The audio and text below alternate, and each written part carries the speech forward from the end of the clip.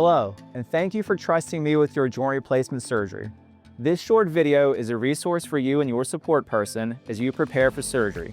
Please watch it now and rewatch closer to your surgery day. If you have any questions, please reach out to your care team here at Davie Medical Center. Our goals for you are to improve your quality of life, decrease pain, enhance mobility, and return to the activities you enjoy. To reach these goals, it helps to know what to expect during surgery and recovery. Joint replacement surgery is usually an outpatient procedure. Most patients return home the same day or within 24 hours. Your recovery will follow a specific timeline.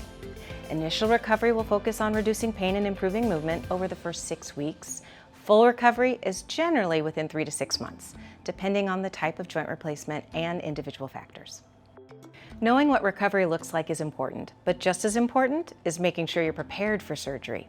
There are a few simple steps that you can take now that will make the process smoother. Please create your patient portal account. It's an easy way to connect with your care team and complete questionnaires that are needed. Setting up your portal is just one of the things to take care of ahead of time. Here are the other key steps you'll need to complete before surgery. To be ready for surgery, make sure you complete the following steps. Buy or borrow a two-wheeled walker. Arrange for help at home after surgery. Schedule and attend a pre-op physical therapy appointment. Make sure to attend a pre-anesthesia appointment to review your medicines and medical history. This appointment will be in person or a phone call depending on the location of your surgery. Wash with the chlorhexidine sponges provided to you for surgery. If you are not able to complete any of these steps, please let us know. We can change your surgery date if needed. After your surgery, you must have someone drive you home. Arrange for someone to stay with you for the first few days, especially during meals and overnight.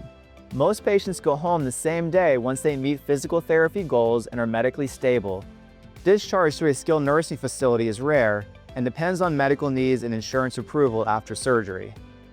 Along with arranging support, there are a few things you can do to prepare your home environment that will make recovery smoother. Put away slippery rugs.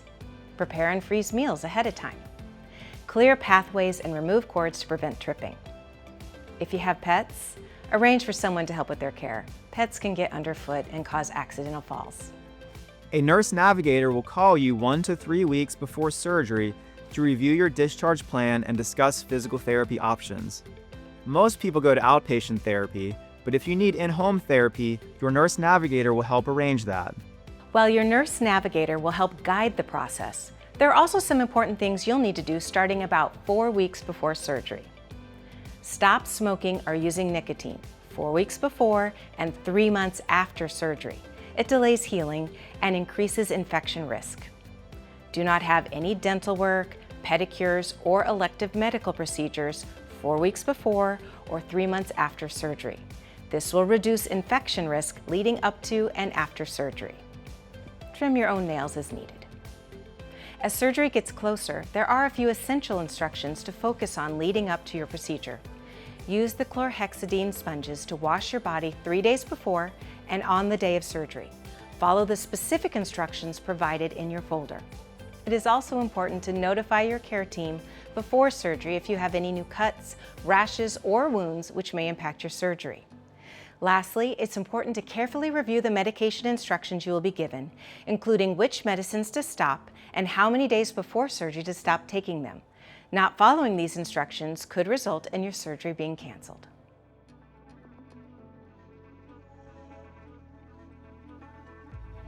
On the day of surgery, it is important to follow these instructions carefully. You may drink clear liquids up to 2 hours before arriving at the hospital, but you should not drink any liquids on the way to the hospital. Not following these instructions may result in your surgery being canceled. Once you arrive on the surgical floor and your surgery is complete, your safety is our top priority. Please use your call button anytime you need to get out of bed. Moving early after surgery is crucial to your recovery, and our therapy team will help you with walking, stairs, and movement precautions. As you start walking and participating in therapy, pain control is important, but some discomfort is expected. Your team will give you a combination of non-narcotics, narcotics as needed, muscle relaxers, and nerve blocks to help keep pain manageable. Aim to keep your pain score below 4 to support healing and sleep. Remember to ask for medicine before your pain level gets high. Along with pain control, quality sleep is important to recovery after joint replacement. While it is common for your sleep cycle to be disrupted after surgery, a regular schedule will help you return to your normal routine. To help with both pain and swelling, cold therapy and elevation are simple but very effective tools. Hip replacement patients should apply ice packs as needed, and knee replacement patients will be provided an ice machine, which is important for recovery. To further reduce swelling, elevate the affected joint above the level of your heart whenever possible, especially in the first few weeks after surgery. After surgery, you'll have a waterproof bandage. Watch for signs of drainage, especially if you notice bleeding to the edge of the bandage or any issues with the dressing, such as peeling edges. If you notice any concerns, please call the office. You may shower if the bandage is watertight, but avoid baths or pools. Clean your hands often and keep the incision area as sterile as possible. At discharge, you will be given chlorhexidine soap to use on days 1 and 2 after surgery. Also, doing deep breathing exercises can help prevent or treat low-grade fever. Another part of keeping you safe after surgery is lowering your risk for blood clots, also called a DVT. To help reduce this risk, your doctor will prescribe a blood thinner for you to take after surgery. Please follow the instructions carefully. To further lower your risk for DVT, we recommend wearing compression stockings, doing ankle pump exercises, and begin moving early after surgery. Remember, if you are discharged with compression stockings and have skin irritation, it is okay to remove them. Now, you may have constipation after surgery from anesthesia and medicines. Drink plenty of fluids and use a stool softener until your digestive systems return to normal. During your recovery, and as part of the normal healing process, most patients have bruising. It can be mild for some, while others it can be quite extensive.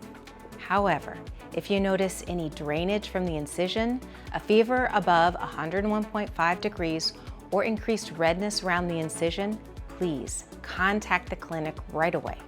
For 3 months after surgery, avoid dental cleanings and other elective medical procedures to reduce infection risk.